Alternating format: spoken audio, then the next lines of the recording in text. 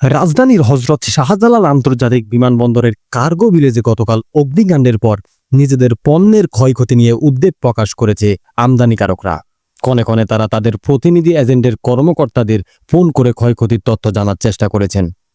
আজ রোববার রাজধানীর হজরত শাহজালাল আন্তর্জাতিক বিমানবন্দরে আমদানি কার্গো ভিলেজের সামনে সরজমিনে এই চিত্র দেখা গেছে। গতকাল আগুন লাগার পর প্রায় 6 ঘন্টার চেষ্টা চালিয়ে রাত 9:45টার দিকে আগুন নিয়ন্ত্রণে আনা হয়। তবে কার্গো ভিলেজের আশপাশ দিয়ে আজ দুপুর 12টা নাগাদও ধোঁয়া উঠতে দেখা গেছে। আগুন সম্পূর্ণভাবে নেভাতে এখনও ফায়ার সার্ভিস কর্মীরা কাজ করে যাচ্ছেন, চলছে মালামাল উদ্ধার কাজও। এ সময় কার্গো ভিলেজের বাইরে বিপুল সংখ্যক C&F এজেন্ট প্রতিনিধি অপেক্ষা করতে দেখা যায়। তারা উদ্বিগ্ন হয়ে উদ্ধার কার্যক্রম দেখছিলেন। অনেক এজেন্টকে তাদের আমদানিকারক প্রতিষ্ঠানের প্রতিনিধির সঙ্গে ফোনে কথা বলতে দেখা যায়। কার্গো ভিলেজ ব্যবহার করে মূলত হালকা যন্ত্রপাতি ও ইলেকট্রনিক পণ্যের আমদানি এবং তৈরি পোশাক ও নমুনা, অল্প পরিমাণ অ্যাক্সেসরিজ, দলিলপত্র ও পার্সেল আমদানি বা রপ্তানি করা হয়ে থাকে। তবে প্রতিনিধিরা জানিয়েছেন মূলত আমদানি পণ্য চালান ক্ষতিগ্রস্ত হয়েছে। বিমানবন্দরে রপ্তানি পণ্য চালান যে অংশে থাকে সেখানে আগুন যায়নি।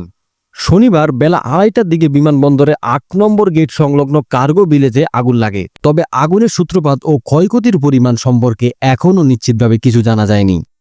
আগুন নিয়ন্ত্রণে 13টি ফায়ার স্টেশন, 37টি ইউনিট কাজ করে। আগুন নিয়ন্ত্রণে বাংলাদেশ নৌবাহিনী ও বিমান বাহিনীর একাধিক ফায়ার ইউনিটে যোগ দেয়। উদ্ধার অভিযানে অংশ নিতে গিয়ে 25 জন আনসার সদস্য আহত হন। তবে দ্রুত CMH ও কুর্মিটোলা জেনারেল হাসপাতালে পাঠানো হয়। ঢাকার বিমানবন্দরে আগুন লাগার সময় শুধু দেশের অভ্যন্তরে নয়, আন্তর্জাতিক কিছু ফ্লাইট আশেপাশের দেশে ডাইভার্ট করে দেওয়া হয়। তবে এখন ফ্লাইট চলাচল সম্পূর্ণ স্বাভাবিক রয়েছে।